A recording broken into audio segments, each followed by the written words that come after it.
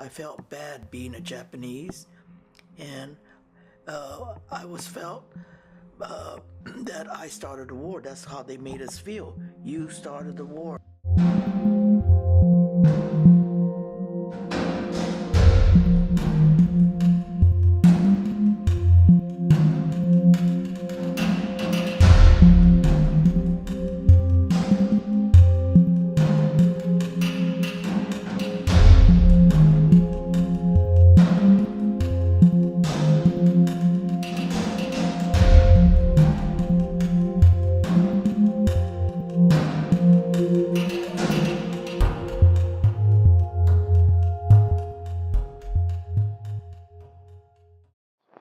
Military authorities therefore determined that all of them, citizens and aliens alike, would have to move.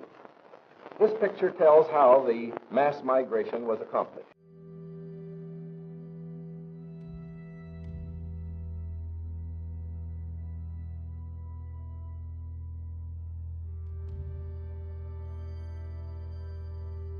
Their incarceration for approximately 3 years, some up to 4 years, in American concentration camps.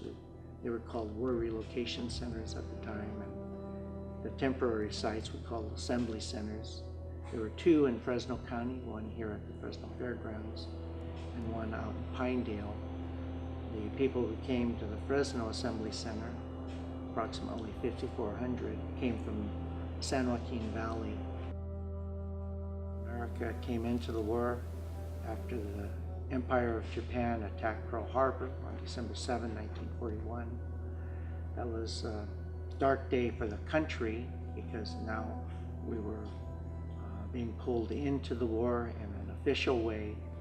But for Japanese Americans, they not only had to worry about their country being under attack, but how their fellow Americans would treat them because they looked like the enemy. And so there was a lot of apprehension. A lot of that apprehension came to fruition with the issuance of Executive Order 9066 by President Roosevelt and the military orders issued by General John L. DeWitt, commander of the Western Defense Command, which covered most of the West Coast. So as a result of those orders, as I had mentioned earlier, there were curfews established, there were travel restrictions imposed, and ultimately over 120,000 Japanese Americans were moved out of the West Coast from Washington, Oregon, California, part of Arizona, to the interior at 10 war relocation centers in desolate areas of the country.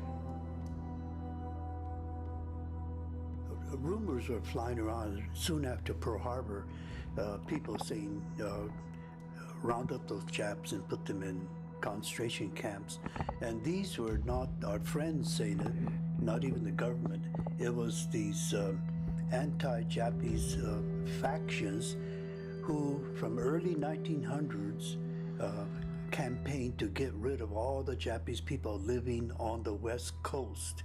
Not in Hawaii, which had 178,000 Japanese people, but only on the West Coast because of prejudice, of course, and because they didn't want competition from the Japanese people who were being brought from Japan and starting their life here in America. I remember in the camp, I was in the 5th grade, and my teacher, Mrs. Fox, who came from the outside to teach us, she gave us a motto, an M-O-T-T-O, and she said, "Only my best is good enough."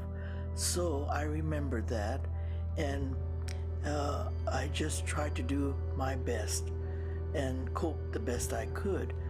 But inside, I always felt inferior, and because I was a prisoner, just being released. Well, some say history repeats. It's more of a spiral where no historic period is exactly like another, but there are lessons from the past that can be used to evaluate what's going on